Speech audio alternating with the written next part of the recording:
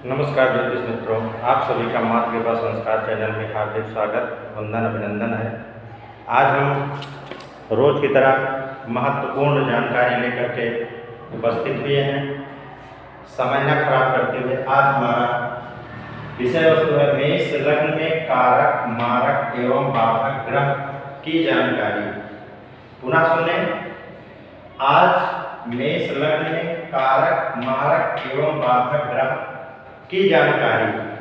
मेष लग्न में कौन सा ग्रह कारक होता है, कौन सा ग्रह मारक होता है और कौन सा ग्रह बाधक होता है, तीनों का अर्थ स्पष्ट करते हुए चल रहे हैं। कारक का अर्थ होता है योग कारक, और इसमें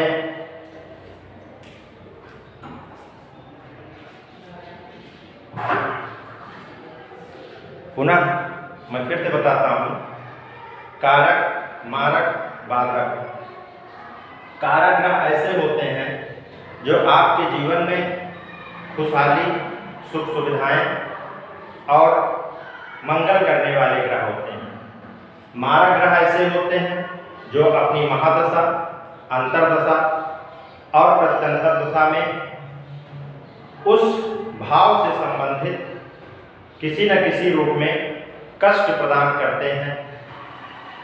ऐसे ग्रह मारक होते हैं।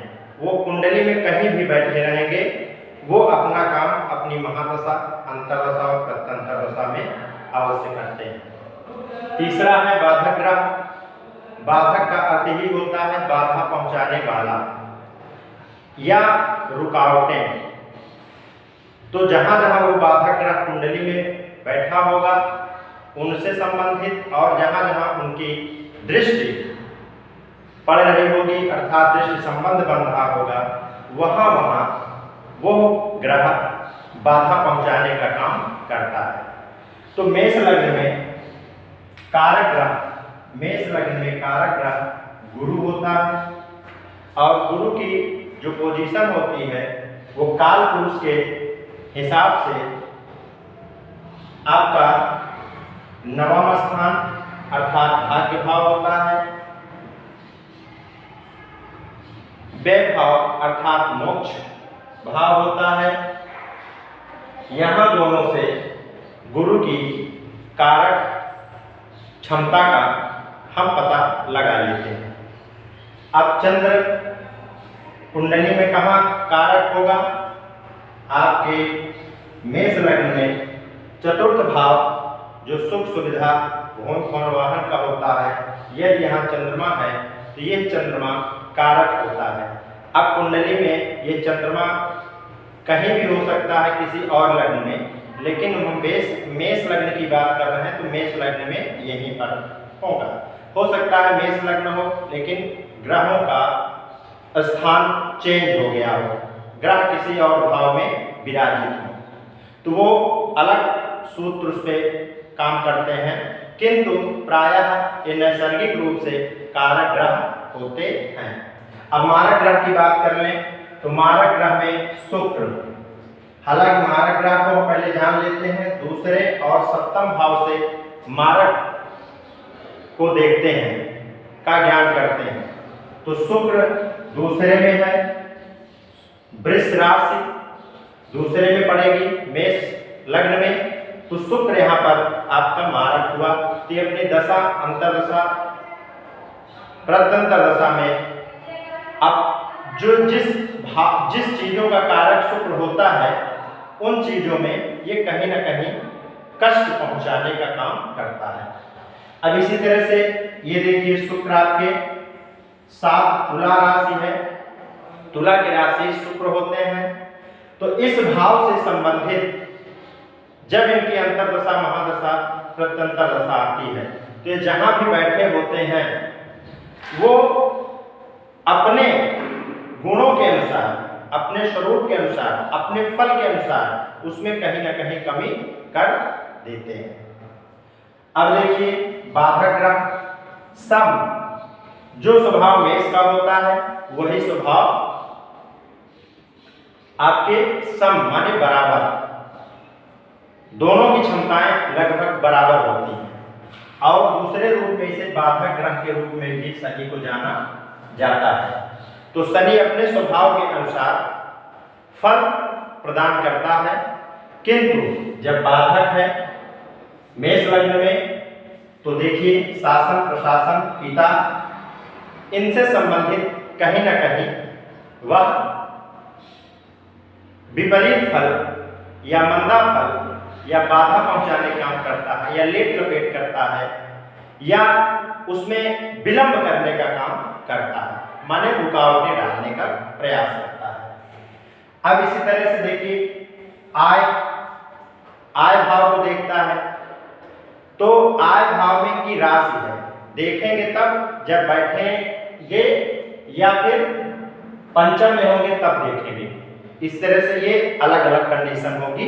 तो यहाँ भी सिर्फ कारक मारक और बाधक ग्रहों की पहचान आप करिए कि ये राशि अगर पड़ती है तो यहाँ पर 2 हुआ तो शुक्र मारक हो गए। अब मान लीजिए कि 2 यहाँ हुआ मेष लग्न में, तो मेष लग्न में 2 यहाँ हो ही नहीं सकता है, क्षमा करिएगा। अगर 2 हुआ तो 3 4 5 6 7 यहाँ पे आ रहा है, तो शुक्र ऑलरेडी वो लगन दूसरा हो जाएगा, वो लगन दूसरी हो जाएगी। लेकिन मेष लग्न में शुक्र हमेशा शुक्र की राशि दूसरे भाव में और सप्तम भाव में रहेगी। तो ऐसे हम इन कारक ग्रह मारक ग्रह और बाधक ग्रहों की पहचान कर लेते हैं। अब उपाय क्या करेंगे इनकी महादशा में अंतर्दशा में। महादशा और अंतर्दशा आप सुयोग्य विद्वान से विशेषज्ञ से संपर्क में रहिए। जब इनकी महादशा अंतर्दशा आती है तो आप अपने योग कारक परम योग कारक ग्रहों का उपाय करें। जैसे ये तो आपको हमेशा करना है, ये कार्य हमेशा करना है, क्योंकि सूर्य आपके परम योग कारक ग्रह इस कुंडली में बनते हैं। ये क्योंकि यहाँ से शिक्षा संगीत और पुत्र संतान का भाव होता है जो अति महत्वपूर्ण होता है। तो यहाँ पर अगर आप सूर्य को मजबूत करते हैं, सूर्य को प्रतिदिन जल देते हैं और सूर्य को जल देते समय उनका मंत्र है ओम घृणी सूर्याय नमः, ओम घृणी सूर्याय नमः। इस मंत्र से आप जल दे सकते हैं या फिर ओम सूर्याय नमः, इस मंत्र से भी आप सूर्य को जल दे सकते हैं। तो ये आपको हमेशा परम योग कारक का काम करता है। अब दूसरी चीज विष्णु की पूजा इसलिए करिए क्योंकि योग कारक बृहस्पति जो हैं मंगल के परम मित्र हैं और ये समस्त देवादिदेवों के गुरु बृहस्पति महाराज हैं। तो गुरु को ठीक करने के लिए आप विष्णु का भगवान की पूजा करें और विष्णु सहस्त्र नाम का पाठ करें। समय है तो, नहीं तो आप उनके मंदिर जाएं, दर्शन करें, उनका ध्यान करें, इतने से ही काम चल जाएगा। और जो एक ग्रह चंद्रमा है, चंद्र के देव प्रभु शंकर जी भोलेनाथ, इनका आप दर्शन करें और ओम नमः शिवाय का जप करें, आपका कल्याण हो। और तीसरे उपाय में अपने ग्रहों की क्या स्थिति है उसको देख करके, वैसे प्रायः आप रत्न में अगर मूंगा, माणिक्य, पुखराज, वैसे तो आपकी लग्न मेष है तो सबसे प्रथम प्राथमिकता आपको मूंगा को देना है। उसके बाद योग का परम योग कारक है तो आप माणिक्य धारण करें और आपका जो भाग्य का और पुण्य का प्लैनेट है वो पुखराज है, तो आप इन तीनों रत्नों को भी धारण कर सकते हैं। प्रायः जीवन रत्न जो लग्न होता है उस लग्न का जो रत्न पहनते हो तो वो जीवन रत्न होता है। तो अगर आपका जीवन सुरक्षित हो गया तो आप हर परिस्थिति में अपने जीवन को जीवन के अनुकूल बनाने में समर्थ हो जाएंगे। और माणिक्य आपका क्या है? जहां से संतान, शिक्षा और संगीत, ये चीजें आपकी, अगर संगीत में रुचि है तो उसमें और निखार आएगा। बाकी ये दो चीजें, शिक्षा और संतान, तो सभी की परम चाहते होती हैं, परम आवश्यकताएं होती हैं, वंश प्रवंश को बढ़ाने का कार्य करते हैं। इसलिए ये अति महत्वपूर्ण हो जाता है। जहां पर सूर्य विशिष्ट कारक ग्रह के रूप में, परम योग कारक के रूप में जाना जाता है। आपको ये वीडियो पसंद आ रहा है तो लाइक करें, शेयर करें, सब्सक्राइब करें। धन्यवाद।